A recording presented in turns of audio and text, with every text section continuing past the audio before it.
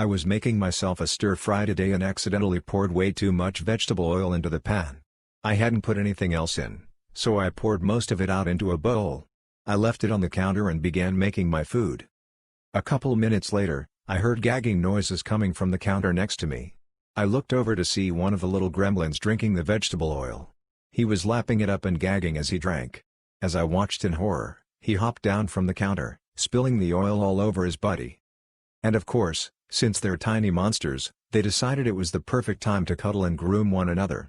Gremlin 1 licked his fur buddy all over, making sure as much surface area as possible was covered, while Gremlin 2 purred and rubbed up against Gremlin 1, coating both from head to toe.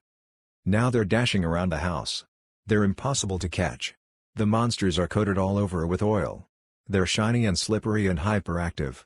I'm trying to chase them down and wiping up their tiny oily paw prints as I type this. If I can herd them into the bathroom, I might stand a chance. Every surface in the house is covered in oil. DL, doctor, my gremlins are covered in oil. I'm chasing them. They're like snakes. Edit, the slippery kittens are locked in the bathroom with water and litter boxes now. I've wiped them off a bit, using Dawn dish soap, DHX everyone, and I'm going to give them a proper bath later today. I'm waiting a bit on the bath so I can get some help. Probably not a good idea to bathe kittens without backup. Fortunately neither has experienced any digestive issues yet, hoping it stays that way. My older sister was really strong-spirited and defiant as a teenager. During a particular phase she would refuse to get up for school and locked her door. My parents tried making her get up and she wouldn't until she had barely enough time to rush getting ready. So I thought of a way to get her up. Now I had this plush snowman toy that played holiday songs when I squeezed the hand. And it was decently loud. My sister absolutely hated this thing. So it was perfect to use. I went up to my sister's door and started playing the snowman. I got through 3 songs before she threw open the door and yelled at me to stop. I used the snowman on 2 other occasions and my sister finally stopped trying to oversleep. This happened way back in 2014. I was 16 at the time when this happened. I live near a tourist destination. Many foreign nationals visit our place. My mother told me to pay the electric and water bills that day. She gave me the money and also asked me to buy some vegetables on the way home. It wasn't far away, about 15 minutes of walking. I finished paying the bills and was going to the market to buy some veggies. Then suddenly it rained. I took a shelter at a nearby souvenir shop. I was minding my own business when 2 middle-aged Western couple with an infant came. They also took a shelter. The guy, let's call him Joe, we call them Joe here, is fiddling with the souvenirs and other trinkets while Karen is carrying the baby. Then Joe said, "How much for this?" pointing at a painted carved shell while looking at me. I gestured to myself saying me? Then I said no, I'm not the shopkeeper while waving my hands. Then Joe loudly says, "How much for this?" emphasizing every word loudly as if a non-English speaker such as myself would magically understand what he's saying in an instant. I just ignored him and kept on praying the rain would stop so I don't have to deal with them.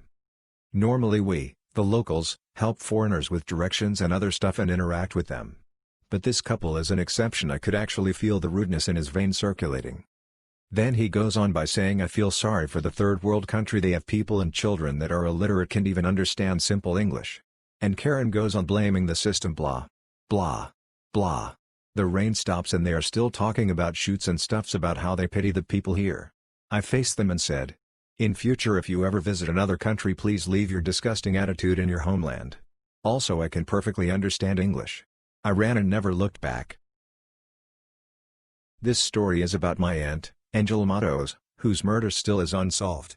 She went missing 14 days after I was born, so I never got the chance to meet her. My mom thinks my uncle is the one responsible for her murder and he's her brother.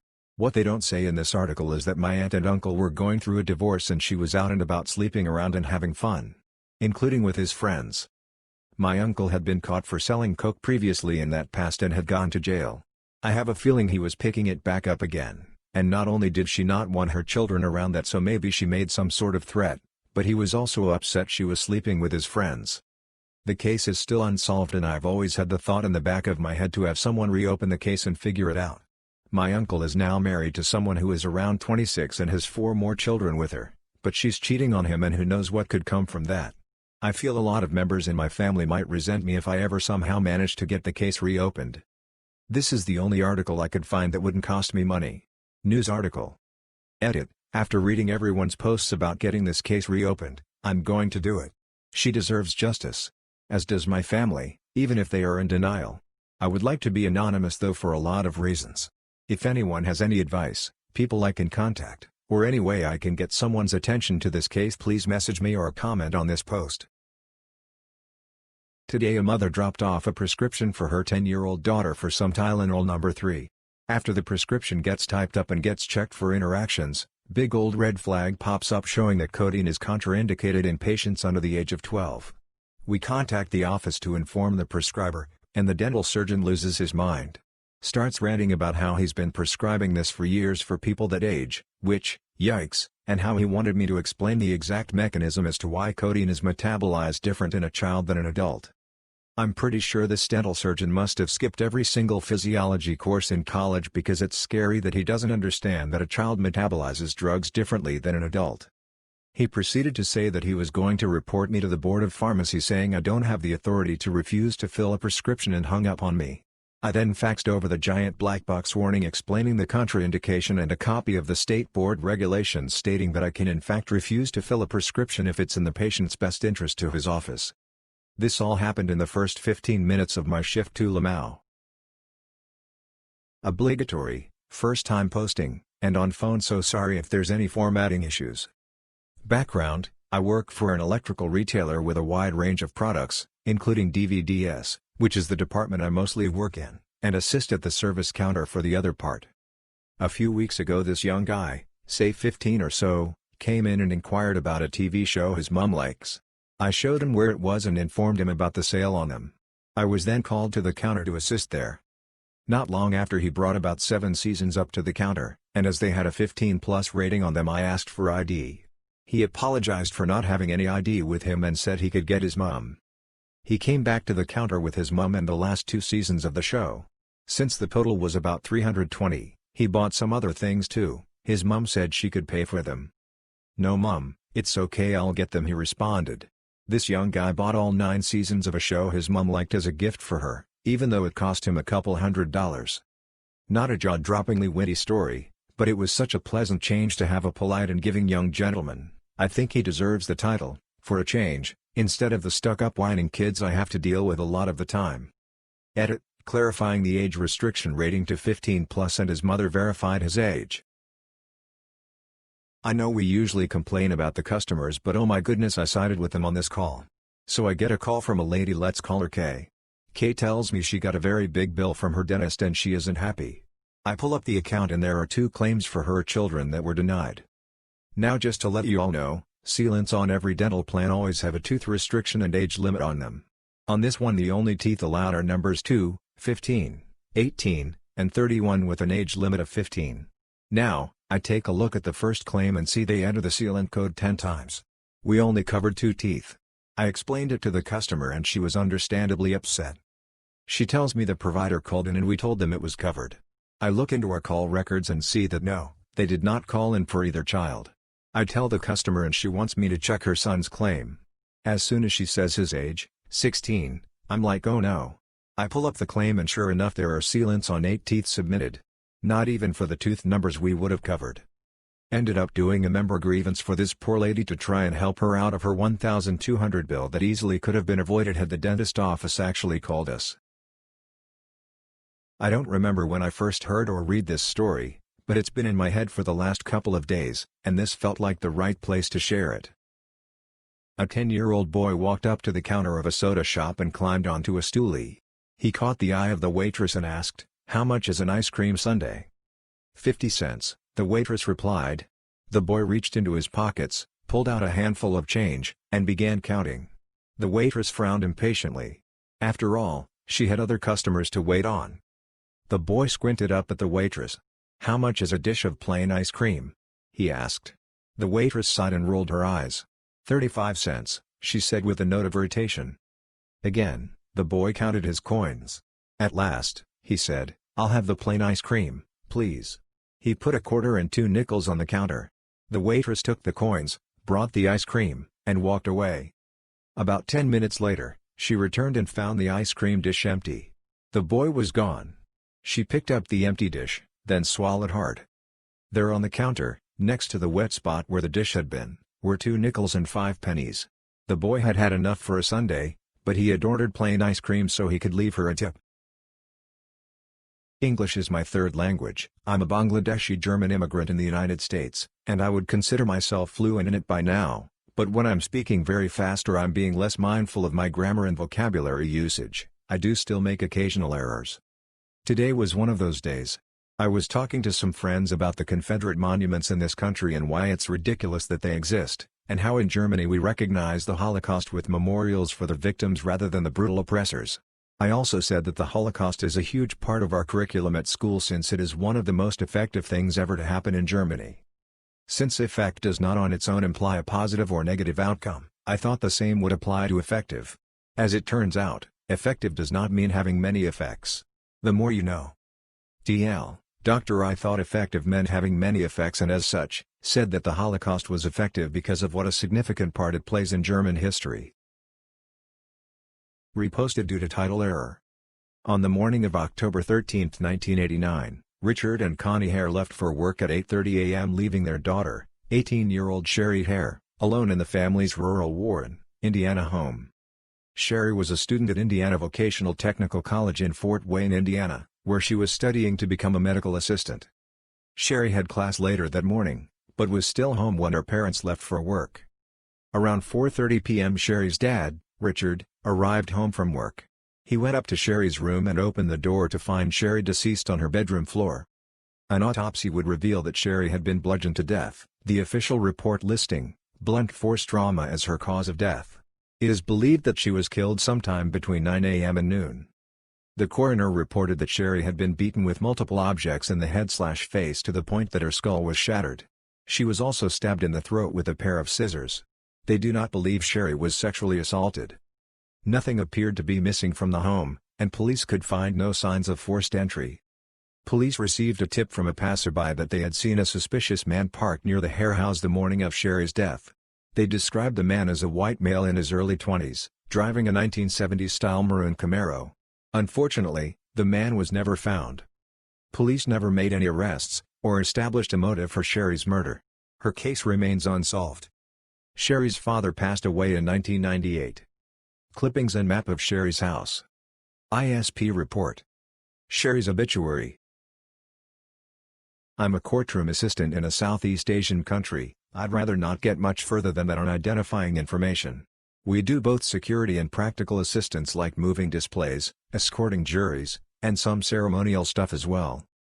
This was the sentencing of an evil flip on several high crime offenses, similar to what a capital offense may be in America. Here high crime is the level above criminal offense, or felony for the rest of the world. He stalked, kidnapped, raped, and murdered a locally famous and growing pop artist who was pregnant. He was charged with stalking, high crime kidnapping, high crime rape, high crime murder, high crime fetal homicide, and a bunch of other stuff. Evil Flip, as he will be referred to from here on out, was on suicide precautions as he made threats against his own life in prison, so he was in spiffy paper clothes. We were well into victim impact statements. The victim had a large family and there were something like 35 individuals addressing the court. We're something like 28 statements into it. Next up was Granddad. These are always really emotional, families are always really upset for good reason, but this 80-plus old guy is the worst I can remember. He was crying, breathing heavily, shaking, the entire sentencing. He was called to make his statement, starts walking up, about past the counsel table. He then turns, tackles the attorneys and Evil Flip. He didn't get much in on the Evil Flip, maybe a kick and 2 punches before 15 of us pile up on him. He was taken into custody, and it quickly became apparent that Evil Flip got what was coming. Evil Flip is screaming and gagging for about 20 seconds, then he starts convulsing, came back in about 2 minutes choking/gagging, really bad. We put him on his side and get an ambulance on the way. The rest of the gallery was evacuated and court went into recess. By time the ambulance arrives he's not breathing, only twitching and has no pulse.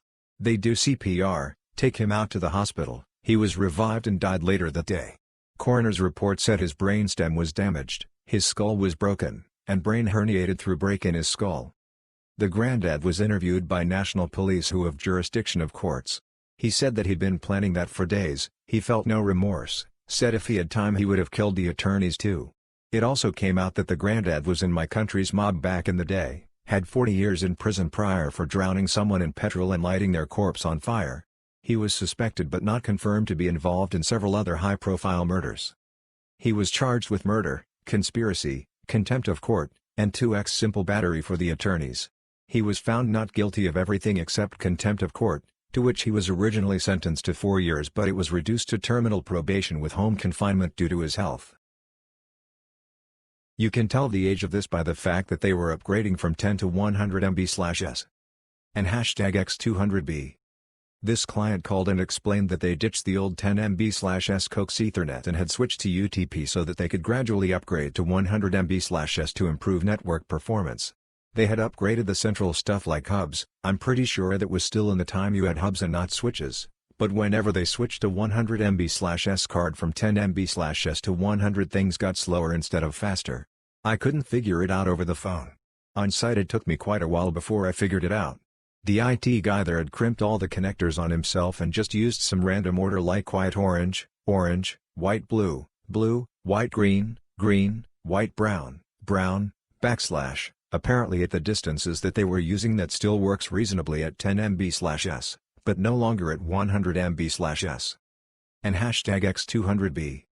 The IT guy there fixed everything himself eventually after I told him how twisted pairs work. And #X200B. Backslash, for those that don't have this memorized, that's just one swap away from being correct. I'm not a pharmacy person, but rather a hospice nurse, so I hope this allowed here. I've been reading so many stories on this sub about doctors, and others, who think that pharmacists should just shut up and fill the script as if you people don't have any clue about meds. At my agency, we use a national hospice pharmacy for our patients, and I just want to say, I am amazed at the knowledge you guys have. So many times we have patients come to us with unmanaged pain and weird symptoms related to terminal illnesses that I had no idea even existed.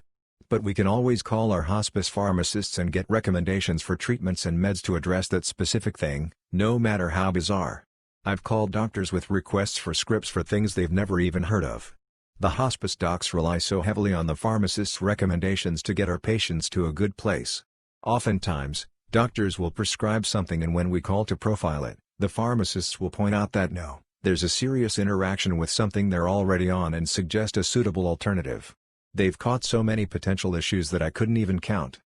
I will never understand this idea that many physicians have that they are above pharmacists. It blows my mind that they have the ability to utilize your wealth of knowledge to help their patients and they don't, for whatever reason. I just want to give a huge thank you to all of you guys, hospice and otherwise, for what you do. We've had 2 hospice patients pass in the last 24 hours and both were at home and comfortable because of the care the pharmacists provided. Heart. I worked for Nextel 17 years ago, before the Sprint merge. I was in the catch-all customer service call center. We did it all, troubleshooting, bill disputes, etc. One day I got a call from a very angry man. He needed to discuss some overcharges on his account. The customer had a fleet of phones, he owned a trucking outfit. His bill was typically $150 for one of his employees, but somehow that month it was in the thousands. I was confused, he was confused. I started going through the call log. I informed the fella that his employee was making long-distance calls late at night. Well, the man was upset. He prattled on about how the employee was sleeping in his cab at those hours, so there must be a mistake. Okay, I investigate further. The man is calling the Bahamas. This caused further confusion with the customer. He again went on about the employee being asleep at those hours. So, I asked the man to hold, that I'd dig deeper. I pull up the phone number that he had been calling and dialed it myself. Can you make a guess of what I heard? A sex chat line. Yep. So I get back on the phone. By that time the man has lightened up and we were friendly to each other. I giggled and explained the situation. The dude was super chill and told me that he needed to have a talk with his employee. The call ended sweetly and the issue was resolved. TL, Dr. Bill was thousands more than it should be, investigated and found it was his employee calling sex lines. So a little explanation first. I work overnights and the way our schedules work is, you work 10 to 7 with 2 hours on Friday and 6 hours on Saturday. This will make more sense later. Our policy is you aren't required to work past your scheduled time even if management asks you to. I work most weekends and only am able to see my daughter once or twice a week. I asked for Saturday through Monday off so I could spend time with my daughter in the hospital. My boss begrudgingly allowed me to that but then scheduled me to work Friday but only for 2 hours.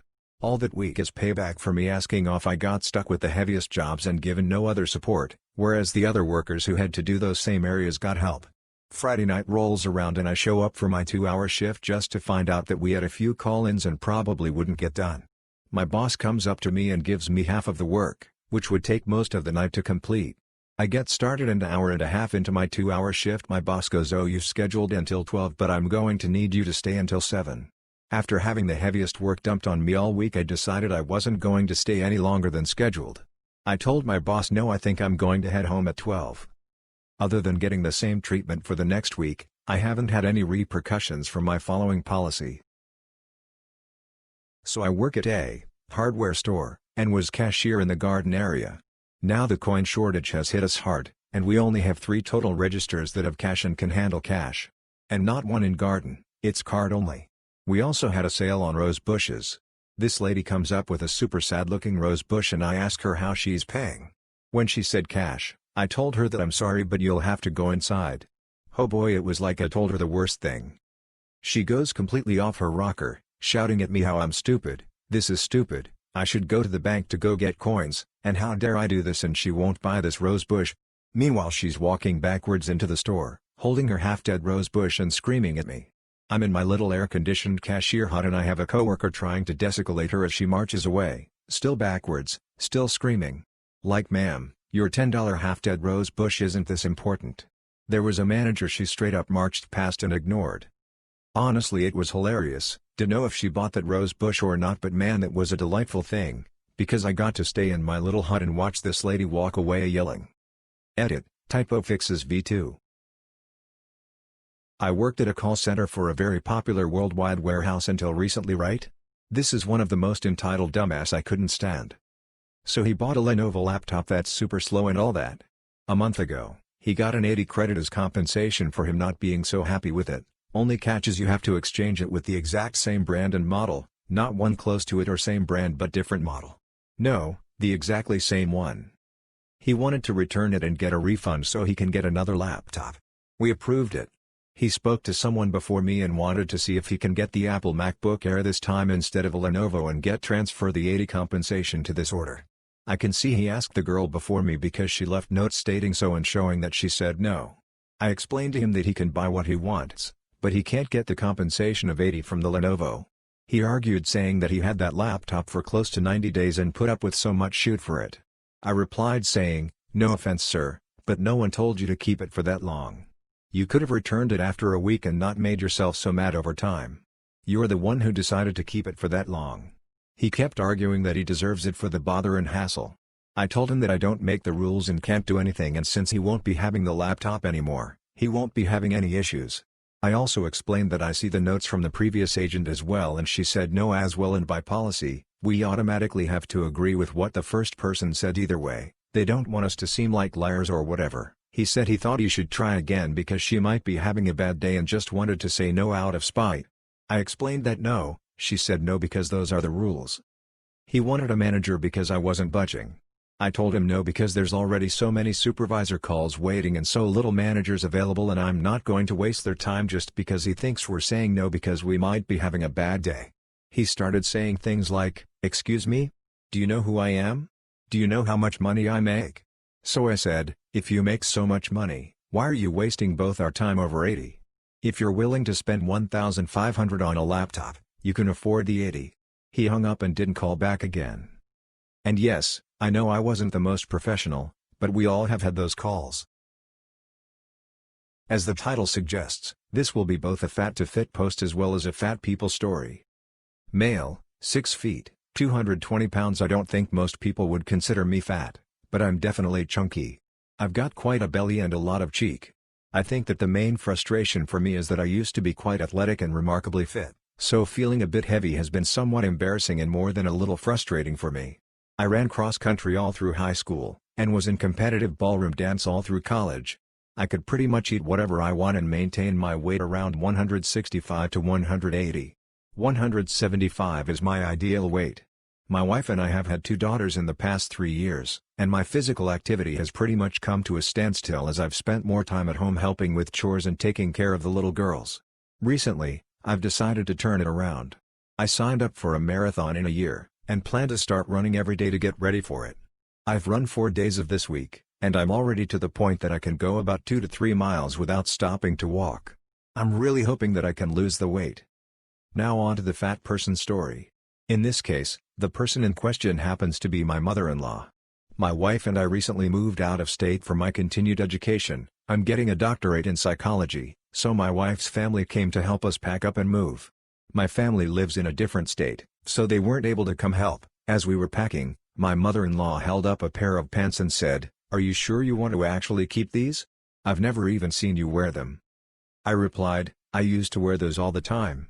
They just don't fit me anymore. I want to wear them again though, once I lose some weight." She proceeded to put them directly into the donate pile. I said, "Hold on, I want to keep those." She responded, "Oh, trust me.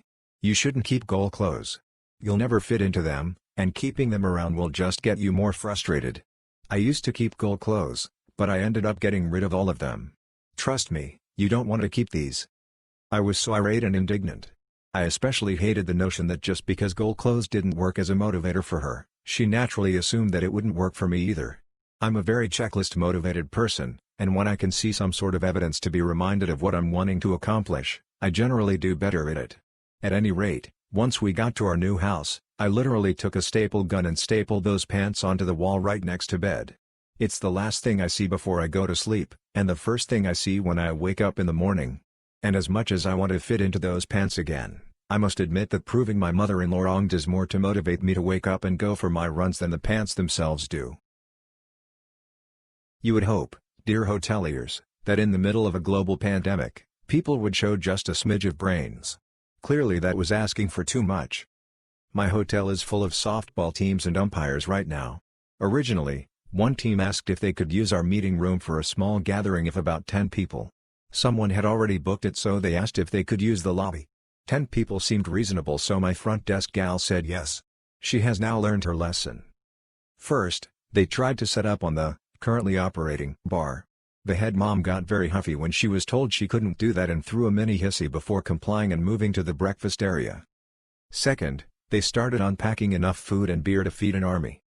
Apparently 10 equals 50 plus and not a single mask to be found. They have pushed all the tables together so everyone is about 3 inches apart and are so loud I can hear them in the laundry room with the dryers on. The title comes from one father taking a video to send to someone where he is boasting social distancing. What's social distancing? And laughing at the COVID hoax joke he just made. They check out Sunday. I can't wait.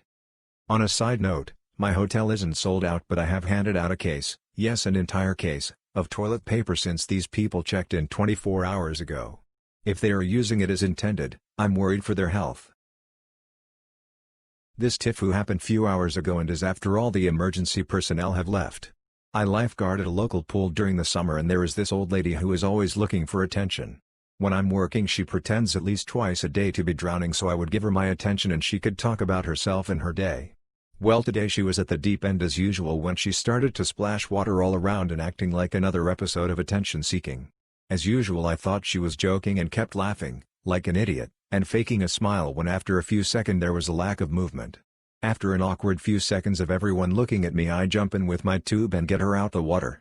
It turns out her knee gave out and she could not tread water. I am sure I am fired for laughing while someone was dying on my watch. DL, doctor, women who cried hypoxia almost drowned while I was laughing. From Do Network, Ken Irie was last seen at 10:30 a.m. on March 12, 1999, in the vicinity of 2911 Avenue M in Brooklyn, New York, within the confines of the 70th Precinct. You know how we all have our pet cases? For many people it's more a Murray or Asha degree or Johnny Gosh, rabbit holes with an avalanche of information to sift through. For some reason that I can't fully explain, in my countless hours on Do Network/Charlie Project, I have felt some strange magnetic pull to one of those dreaded few details are available cases. I think it might have something to do with it being so off the radar. There is no website dedicated to finding this woman. No Facebook page. No newspaper articles. Nothing. I don't know how many late nights I've spent trying to search for possible variations on her name. All that can be surmised is this. Patricia Kenire was last seen on the morning of March 12, 1999 near 2911 Avenue M in Brooklyn. One of the few things an internet search will confirm is that this was once her residence. It is no longer the residence of her or any relatives. I've looked into it. I think she was married but I'm not certain. Her family may have ties to Troy, New York or Mechanicville, New York.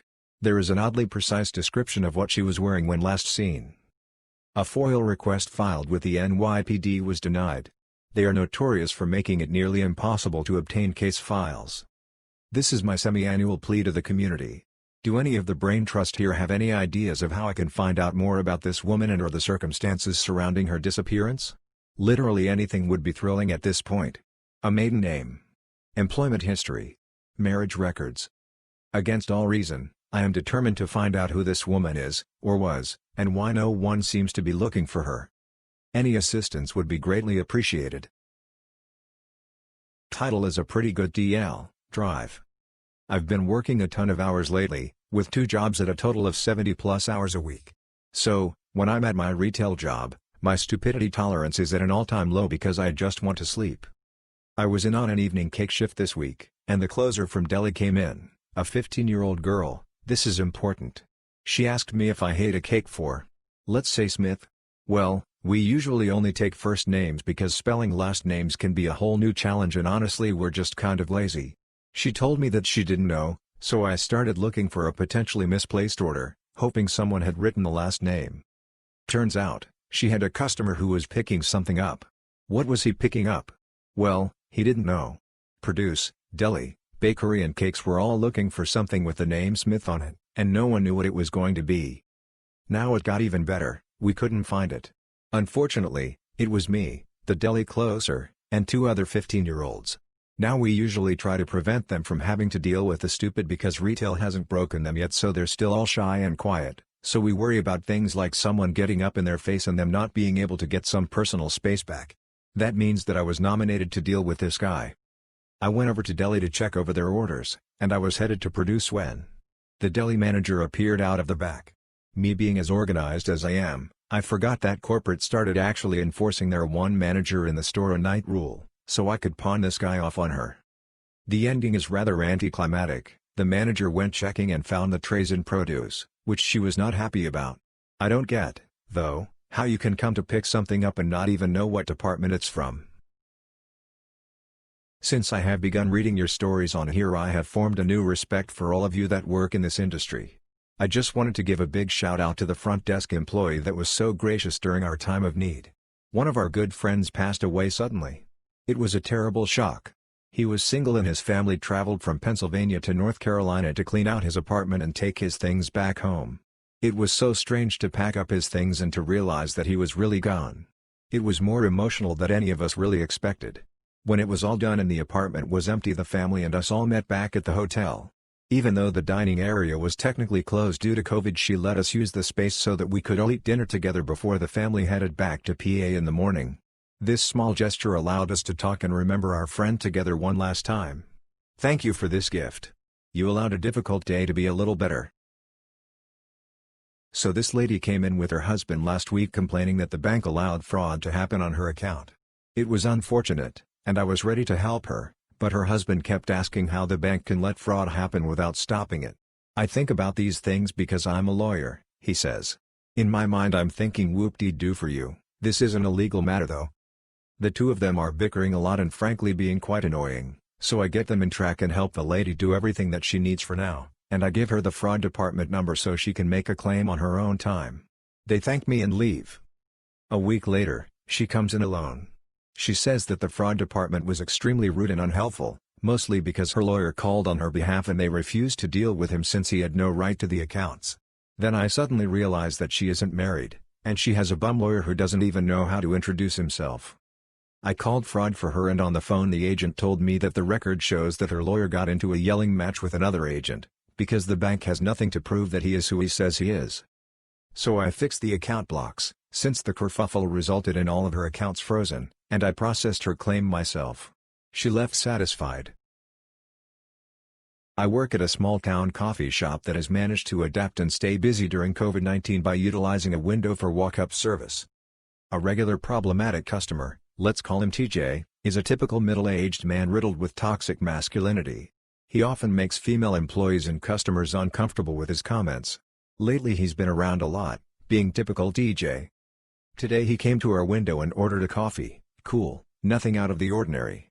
A co-worker asked him if he would like to tip via our Square register. We normally don't verbally ask customers, but with the current pandemic we are not allowing customers to touch our iPad system.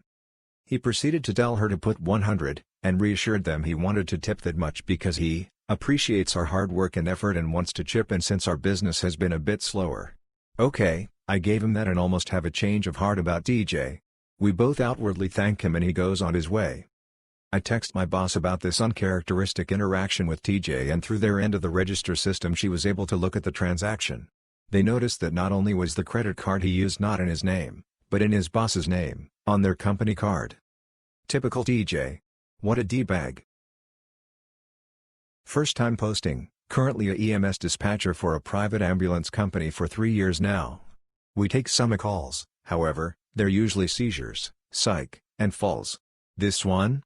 Probably should have been psych, but unfortunately she wasn't the patient. This call happened in my first year, while I was pretty fresh and didn't understand the power of controlling a call. And #X200B. Me, okay, tell me exactly what happened. CLR, yeah, my mom fell in the other room, you know we have her locked in there right now, but yeah she fell and I think she may have hit her head. Me, okay, are you with her now? CLR, well, you see, she has dementia, and we live in a new home, so she is locked in there. You see, we can't have her wandering because of the bears that are around here. Me, have you gone to check on her yet? CLR, no, I can't unlock her door because she will get out and the bears will get her. Me, can you please go check on the patient? CLR, yeah, I think she might have hit her head, it sounded like she hit the end table, that's what woke me up, but even our big dog, insert large dog brand, is afraid to go outside because there are bears here at this new house. Please send the ambulance but make sure they get in and out quick because the bears will get them. Rinse and repeat for literally every one of the 10 questions involved with a fall. I was essentially working with a third-party caller as she flat out refused to unlock her mother from the room until the EMTs got there, let alone even go look at her. And #X200B. I kid you not, I heard way more about these bears than I ever got out of her regarding her fallen mother. While I may have wanted to bash my head into the desk repeatedly asking her the questions, now I can have a good belly laugh over it. From what I do remember though, Mom was transported alright, and no EMTs were mauled by the darn bears. This literally happened 30 minutes ago and I'm sure many of you can already tell where this is headed. Hanging out at my parents' house this weekend with my kids, and decided to check out my old room, for nostalgia purposes. Found some pretty cool stuff actually, old yearbooks, awards, old TCG cards, nothing valuable, not sure that would have helped me with the horror I would soon find. As I'm exploring, I see a small pouch with a USB cable sticking out. Now, I had an extensive electronic collection as a teen, always building computers with friends, and thought nothing of it. However, upon further inspection, I pull out a small, purple, flared object. My mind is filled with horrible thoughts. I found a butt plug in my parents' house. In my old room. And I don't know which one uses it. Not going to ask. Not going to explore further. I just know that my devout Christian parents, who never have had a sex talk with me in their life, have sex toys. Butt toys. I'm no prude, I have some myself, but I keep them put away, not out in the open. I'm sure I'm not going to be able to sleep tonight, or ever again for that matter. DLDR, hanging out at my parents' house, found butt plug, scarred for life. Tifu by admitting I'm an American in my online game group. For the last 5 or 6 years I've been playing an online game that was, at one point, really popular, now hardly anyone plays at all. And I don't really tell people I still play. I'm not a super active player, but I've had RIP, a kick-ass kingdom and was, a member of a pretty powerful group. I have moved from clan to clan as players of the game lose interest and quit. My most recent clan is a group of players from Poland. To communicate with them in the chat rooms, I Google Translate what they are saying and then reverse translate my responses into Polish. From the start they easily knew I'm not Polish, but were fine with it because I could chat fluently. In the chat for the last month I had been reading their comments about Americans spreading coronavirus and being irresponsible with self-quarantine, but I never spoke up about the being an American. When I popped on to play for a bit today they were talking about Disneyland, so I shared how I had gone there many times when I lived in Southern California.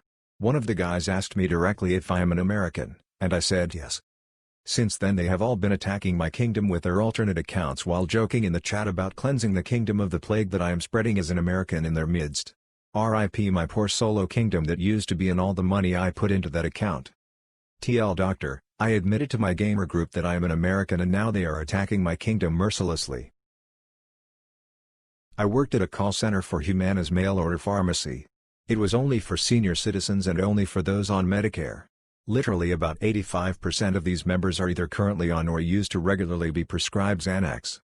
We're a 90-day mail-order pharmacy, meaning we mail you 90 days worth of your medication. Everyone always joined assuming that they'd be able to get their Xanax, perks, and other controlled substances for 90 days. I've had to explain too many times that by law we cannot send them out for more than a month at a time. We also are able to do short-term scripts. So if you ran out of your meds early and will have to go a week or so without it, we can ask your doctor for a short-term script, up to 10 days, and have it sent to a local pharmacy so you can go get a 10-day, or for however many days you need from 1 to 10 days, supply. So many people would call in and try taking advantage of it. They'd call in every month saying they ran out of their Xanax early. A few even started yelling and crying that they're going through withdrawals. I'm a drug addict myself, heroin and meth. I've used Xanax but was never addicted, and I can easily spot the ones who purposely abuse it and the ones who did take too many because of their anxiety. This lady did it for 5 months in a row, so by the 6th month we had to refuse to request. She was screaming and cussing at me saying, "I'm so sick and need my Xanax. I ran out early." And was being so darn rude about it. Eventually I stopped trying to calm her down because I was mad and said, "Look, you wouldn't be out of your script or withdrawing if you took it as prescribed." For the first time since that call started, all I heard was silence. She always so confused and shook that I said that lol. These Karens are crazy. This was my last day working as a server. After 2 years of using it as my college job I can't be happier that it's over and here's why. I was closing tonight and we close at 1 a.m. with the kitchen shutting down at 12:30. At about 12 a party of 7 comes in and after I do a quick head count I immediately grab our manager from the back. She then has to explain to this 7 top that they can't sit at the same booth and they just didn't seem to understand. They ended up leaving and it was really pretty stupid. I'm not gonna miss the job nearly as much as my amazing coworkers. Okay, so this happened a year ago. I was 18 and became a staff member at my scouting group that I've been with ever since I was 4. I was a leader for the boys and girls of ages 10 to 14. The flip-up happened at summer camp. We just had a new boy, let's call him Eric, so he was quite shy. The other leaders told me the boy couldn't read and that he was quite insecure about it. They said it with a smile so I thought they were joking. In my defense, they often made jokes with the new ones. Moving on to the campfire at night. If you think of scouting you think of singing songs by the campfire. I was handing out the books with the songs and gave one to Eric and he looks uncomfortable to me and said, "I can't read." It was quite dark so my first answer was, "Well, go get your flashlight then." Some kids started laughing. I slowly see his face turn red in the light of the campfire and he quickly looked at the ground mumbling, "No, I mean I never learned how to read." And then it hits me. This kid just told the entire group he couldn't read. He slowly stood up and walked to his tent. I felt so bad and stupid. I walked after him and we had a little talk. Luckily the other kids didn't mind and Eric forgave me. DL, doctor, someone told me the new boy couldn't read. Thought he was joking and gave him a book anyways. The new boy had to tell the whole group he couldn't read. Sorry if format bothers you, didn't really know how else to write it. Customer, can I get help? Me, sure, can you pull your mask up? Customer, yeah, pulls mask up from chin to cover face /. Customer, tells me what they need /. Customer, pulls mask down /. Me, okay. You need to pull your mask up. Customer, oh, right. Customer, pulls mask up /. Customer, pulls mask down /. Me, hey, The mask. Customer, size, and pulls mask up /. Customer, pulls mask back down as soon as I turn my back /. I can keep this up as long as you can. Or you can just wait outside if it's that hard. It's like they have trouble with object permanence, but with rules instead of physical objects. Borrowed my parents' 4x4 to go driving on Fraser Island Sand Island in Australia. Being my first time driving on sand, I have an admittedly amateur level of off-road driving. Well, being the teenage dumbass I am, I drove up the beach to a hiking track. 2.5 hours later I get back to the 4x4 and realize that in a moment of pure stupidity I had not factored in the tides, with the once 50 meters wide beach quickly succumbing to the ocean and a handful of other chumps flying past at Mach 2 in a desperate attempt to make it back to the access road. Now with 10 to 20 meters of beach left here, I am following the cars in the distance. Problem is, in the soft sand above the high tide line my path is being controlled by the tire tracks of much smarter drivers who didn't leave it to the last minute. It soon becomes apparent that I've further flipped myself because the tire tracks I'm in lead straight into the ocean. Panic sets in as I turn the steering wheel, but to no avail. The 4x4 refuses to leave the tire tracks. Just as it seems inevitable, I hit the sand flattened by the waves, and finally begin to turn away from the ocean. Nonetheless, a rogue wave moves up the beach and the salt water cascades over the left side of the car. After what felt like a minute of this horribly destructive car wash, I'm back on dry sand and make it to the access road. Now I'm stuck trying to unflip the effects of salt water on steel, stuck a hose between the undercarriage and the skid pan only to watch as about half the beach washed out onto the driveway. Drive.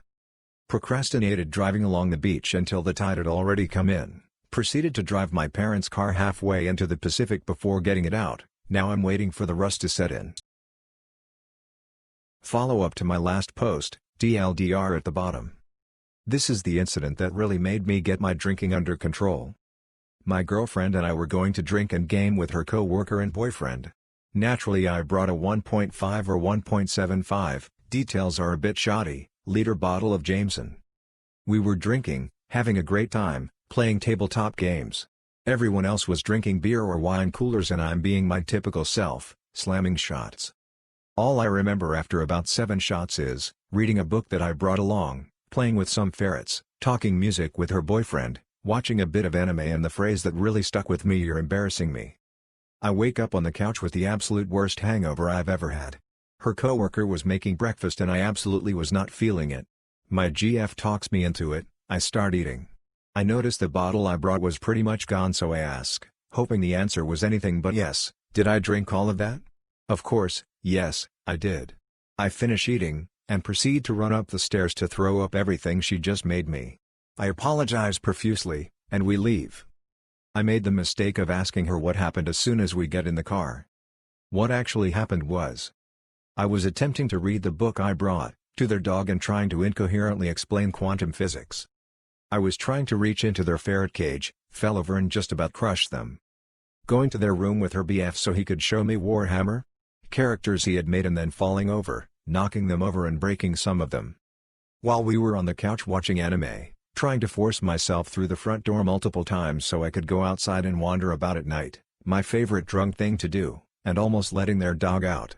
At that point she told me I was embarrassing her, and that broke through enough to the point I laid down and slept. At some point during the night, obviously I tried going to the bathroom and ended up throwing up all over their stairs. After that I broke the flip down. I was trying to hold back the tears while driving so she wouldn't notice, but of course she did. She asked, somewhat surprised, what was wrong, and I just kept saying I need to quit drinking. This was almost 2 years ago. I haven't quit drinking, but I've gotten it under control. I can without issue go months without drinking, and when I do, I am able to stop myself. Hopefully that wasn't too much of a read. TLDR, got blackout drunk and almost killed some ferrets. Bartender at a local pizza joint. My buddy came in after a long day dealing with his 2 sick little girls. He tells me a story from today about the littlest. She's screaming for him from the bathroom. She states she's been waiting for 60 years for him. All she wanted was a cheese pizza from our place. Since they were sick, he went with something more appropriate for upset stomachs. But you can guarantee I got him a gift certificate for a cheese pizza for her when she's better. Nice to have good customers to even out the bad ones, lol. Missing, Irvin Brittnaker. Personal information. Date of birth, June 19, 1933. Missing since November 6, 2015. Missing from Alvin, Texas. Last seen, looking confused and walking down Highway 517. Height and weight, 6 feet 0 inches 165 pounds. Hair and eyes, gray hair and brown eyes. Wearing, tan pants and blue and red plaid shirt, white and red shoes or blue and red sneakers. Other, has Alzheimer's and heart condition. Needs daily medication for both. Missing all of his toes on his left foot. Has trouble walking as a result, deep scar on upper left arm, bicep, right-handed, gray beard and mustache when last seen. Irvin is an honorary member of the Rodeo Hall of Fame. Events prior to his disappearance. Almost 3 years prior to Irvin going missing, he single-handedly stopped an armed intruder that was high on bath salts from entering his home. He knocked him clean out. Police arrested the guy. There has been some speculation that he may have wanted some revenge, and came back to abduct and murder the guy who embarrassed him 3 years prior. Here is a link to the news story regarding the incident. Here is an ABC News story as well. November 5, 2015. Irvin's son Mark went over to his dad's house on the 3000 block of McFarland Road in League City at around noon that day to make sure his dad took his medicine. Upon arriving, Mark found his dad's dog locked in the house, and there was no sign of Irvin anywhere. Mark searched the farm for 30 minutes before calling the police. When his dog was let out, it ran to the end of the driveway and stopped. He didn't drive away because his truck was still in the driveway, and he didn't appear to have taken anything with him. Nor was anything taken from the home. Irvin suffered from a limp that made walking for extended periods of time difficult. Multiple searches of the area proved unsuccessful. Some websites state he was actually seen walking down Highway 517. Some sites also claim he was abducted. His nephew Jacob runs a FB group dedicated to looking for him. Discussion points. Do you think the person who tried breaking into the home in the years prior to him going missing has anything to do with it? What do you think the most likely scenario is regarding this case? Is there any hope of a positive outcome other than finding his remains? Does anything strike you as odd regarding this case? Does this case remind you of any other cases in the past? I worked in housekeeping in a hotel for months up until this past week. I'm now 35 weeks pregnant. I was scheduled to work 5+ days a week, with 20+ rooms to myself. I came into work recently, because I was on the schedule, and I could barely walk. I couldn't bend my back and my ankles were hugely swollen. I had been in L&D the night before to stop contractions. We didn't have many rooms, but 5 housekeepers in-house. Everyone was almost begging my manager to send me home, as we had too many housekeepers for the amount of rooms. Now, I'm huge at this point in pregnancy. I can't bend too far forward in general. My manager and I, discussed a couple weeks ago that she didn't want me cleaning bathtubs, so I was to have another housekeeper come clean my bathtubs. No biggie, I was fine with that. Well, the day before I quit I had went to find another HK to help with a bathtub. Said manager stopped us in the hall and asked what we were doing socializing on the clock. We explained that she was going to clean a bathtub for me and would go right back to her rooms. She yelled at me and said that if I can't do my job, I need to quit so that she can hire someone who's willing to work. I explained that it wasn't that I wasn't willing to work, rather that's one small task that I myself struggle with accomplishing. She didn't care. She continued yelling at me. Now, I've always hated being yelled at, so I spent the rest of my shift crying while cleaning my rooms. I got home from work, still crying. My boyfriend became extremely upset as I told him what had happened. We decided that it's in the best interest of our child that I just be done, as it's a lot of emotional trouble as well as physical. So I gave my manager her wish, and I went in and handed in my scrubs and quit. She seemed sympathetic, said she understood, was sad to see me go, and for me to come talk to her after I was released from maternity leave. Fast forward to today, another HK at said hotel was talking to this manager, while recording the conversation to send to me. She asked if I would be back after baby. The manager told her that I was lazy and a crybaby so she would never consider hiring me back. I'm glad I quit. I feel like I dodged a bullet. I'm not sure that I'll ever be able to convince myself to work in housekeeping again. So my neighbors have this bird dog that often runs off as they have a hole in their fence that they never truly fix. Normally this is not an issue. Roxy will run to their front yard or to our house. My wife has had to return her a few times. Now I have never had an interaction with this dog personally and have only seen her from afar. Yesterday she ran off again, and by the time I left for work, I work night shift, she still hadn't. After shift I run to the grocery store, and there is Roxy. I convince her to get in my car using turkey dogs and rush over to my neighbor's feeling like a hero. It was not Roxy, it could have been her smaller twin, but I had rescued the wrong dog. Roxy was already home. I brought the dog home, fed her and watered her, and posted found posters. Her owners picked her up within a couple hours and everything was fine. DL, Doctor, I rescued the wrong dog. At my last job, and now in my current job, I would have these mandatory performance reviews that include my performance goals for the upcoming year. When I sign up for these, it's with the express purpose of preparing for a merit increase at the end of the period. This never happened in my last job because they were always making bad decisions that left them scrambling to make ends meet, much less try to give people pay raises. In my new job, of course, there's been an impact from COVID, so I was told there would be no merit increases this year because there's no money available. Okay, I get it, and it's fine because I wasn't eligible this time around anyway, but for next year, they're already saying no raises at the end of this year, but they still want us to do the performance reviews and goal setting. Of course you want your workforce to continue to improve and to meet the demands of the job, but I'm doing that. I just get a kind of minor issue with putting in the effort to do the performance review, but with no payoff from me in it. I don't know, maybe I'm the only one who feels this way. In my last job, it was completely pointless because no one even cared, not the employees, the bosses, or the managers. It was just a box you had to check, but here, it's like you're supposed to be all chipper about it like it's going to mean something. I am 14. I am a certified referee in my state. I know the rules as I've played by them my whole life along with taking the officiating classes. At our park district, no headers for ages below 11. But in U12, it is up to the referee's discretion. So if it's a small tap it's okay. That is exactly what happens. So the coach behind me screams at the top of his lungs there are no headers in U12 5 to 16 times. I ignore him.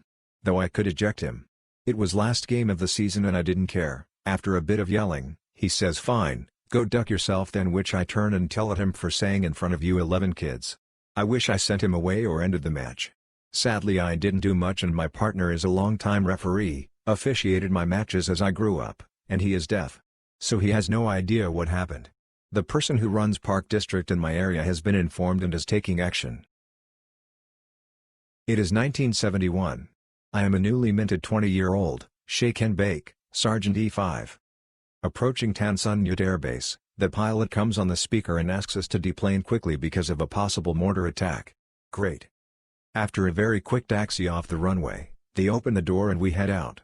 Everybody pauses in the doorway before rushing down the steps that were pushed up to the plane.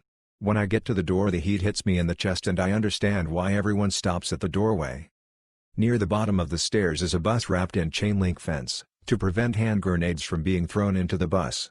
The fact that there were people who really wanted to kill me became very real to me, at the gut level, in a way it never had before. After a short bus ride, we arrived at an in-processing station. I had no clue where I was, still don't know, or care.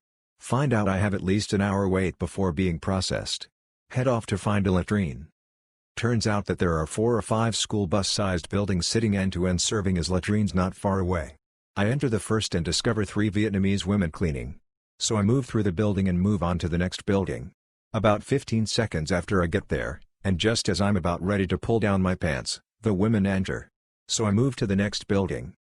This time I give it about a minute, then take my seat. About 15 seconds later, I'm joined by 3 cleaning ladies. Okay. I figure they must be moving through these buildings pretty quickly, so I'll just wait them out. Time passes. They are really doing a good job cleaning. It is taking a lot of time. 5 minutes, 10 minutes, I don't know how long I sat there, but eventually I gave up and finished my business. Just before the door closed behind me, I heard 3 cleaning ladies break into laughter. Edit, I was going to end it here, but it strikes me that something important happened then, not just something funny. Just like the chain link wrapped bus made an impact on me, this experience made me look at the Vietnamese people in a different way. All during training I thought of them as Vietnamese. After that day, they were people. Sadly, not all of the soldiers I served with saw it that way. There are those who understand that the abomination that is cottage cheese is no laughing matter. Regrettably I did not respect its foul power. This flip-up happened several days ago, but this is a weekend post. I was grocery shopping, texting my wife back and forth about the list to make sure we got everything. Now, My wife is currently pregnant, and sensitive to foods to the point that not only is she experiencing bizarre cravings, but she is strongly repelled by random things as well. As I texted her some things I saw in the store that she might want, she replied, "Ugh. Stop naming foods." I understood that she was feeling a pregnant woman's revulsion to the random food I had offered. Me being the smart and funny guy I am, I texted her back once more as I finished shopping that cottage cheese is on sale. No reply. I got home to find my wife very subdued and not at all happy to see me. Turns out that she was feeling the morning sickness pretty bad that day, and my text offering her a tub of edible 1980s horror movie special effects makeup literally made her run to the bathroom and throw up. DL, doctor, I made a joke beyond the pale that made my wife run for a pail.